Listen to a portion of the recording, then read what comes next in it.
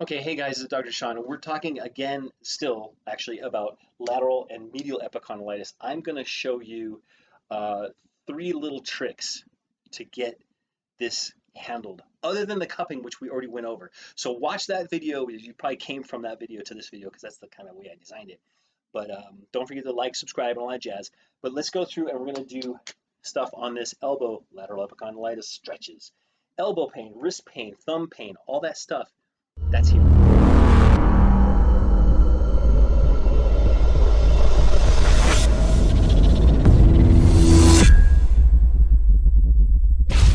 Okay, so we're going to go through and let's look at the elbow again. Okay, so we have, I'm going to say it's this elbow, this is my right elbow. We have the uh, olecranon, which is down here, that's the elbow joint. And then up through here, you can feel, if you dig around in here and you move back and forth, you're going to feel movement. Okay, we got this kind of movement. Okay, we're going to feel motion underneath this finger. We put both fingers down, we should feel motion there and no motion in this one. This is the joint, the radial head. This tends to get really tender. And I'm going to show you some tricks on how to get rid of this. So number one trick, we're going to get in here and you're going to ride up on the outside of the arm, okay, into the tricep muscle. Okay, usually when people do this, there's like a little like a horseshoe kind of thing. I'm not built, so that's what I get. But right about that little gully, dig around in there, you're going to find one of the heads of this tricep muscle. The other two are up and through here. But let's hold this one down, push it straight in, and then rotate it around towards the back. Just follow exactly what I've done. Then, okay, then you get to do this kind of thing. Ah! I can feel that underneath my fingers here. Okay, I'm stretching the muscle underneath that area. You can do above and below, 2, 3. It's going to be tender. That's because it's mad at you, okay? It's going to be tender. Get in there and work that one out a little bit and just work straight down that gully, okay? We're holding the bone, we're holding the muscle towards the bone, not straight in, just kind of like as a curve, like you're twisting it off. And then you can even do this kind of motion, okay? This kind of motion to open.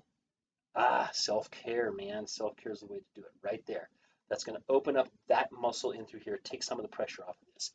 Part two, same kind of thing.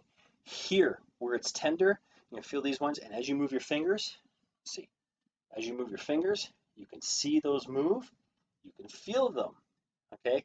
Hold here.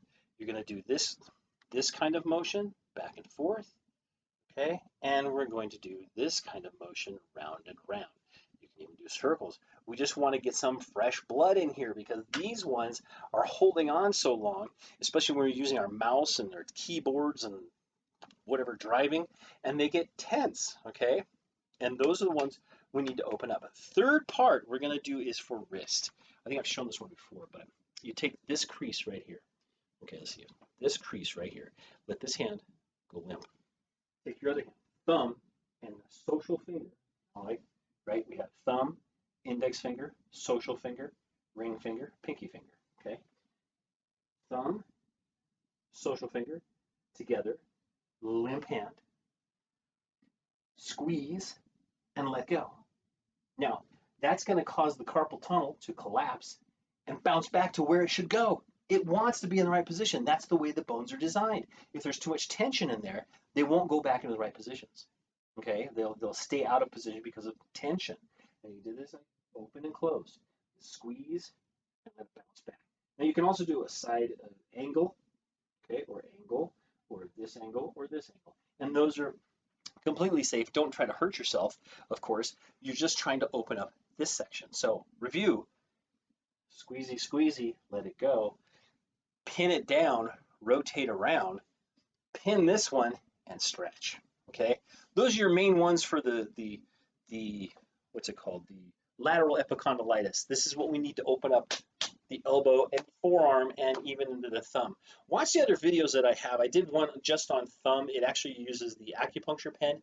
I think I did one for the acupuncture pen with the elbow, but I have one specifically for the thumb, and I show you how to open up the thumb, just like that, it popped. How to open up the thumb and get some tension relief in there. Because the more released those are and the more flexible you are, then you can build strength, because a lot of times it's the tension is pulling on things, causes inflammation because of what's called the pain spasm cycle, When a muscle's too tight, it won't let fresh blood